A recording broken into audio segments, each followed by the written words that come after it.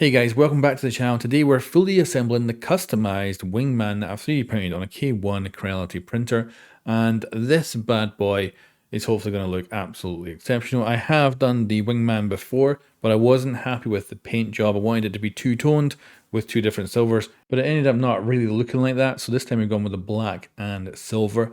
And I've also kind of advanced here about 8 months or so in 3D printing kind of knowledge and experience. And this hopefully will result in a far better final product that I'm going to be super, super proud of. I'm still proud of the old one, but I think I'm going to be extra proud of this one. And what you're seeing now is just spin up footage of me putting this thing together.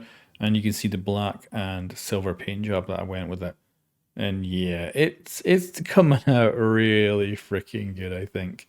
So we'll go over some final footage now of this Wingman. And yeah, I'm exceptionally happy with this. I think it looks really, really good.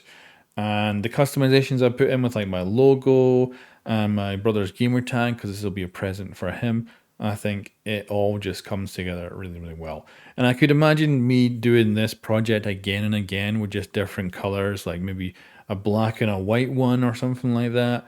Maybe no paint whatsoever, just black and white filament. Or I could go with all kinds of colors and it would look amazing.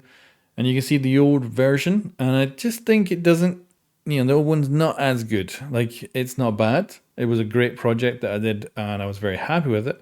But this one is definitely a step up, which is good. This shows that I am progressing, and I am, as far as I can tell anyway, getting better at this.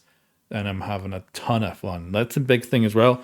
The passion is absolutely burning with the 3D printing. I'm just loving it so, so much.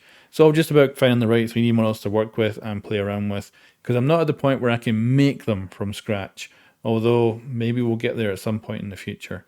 And yeah, very, very, very happy with this.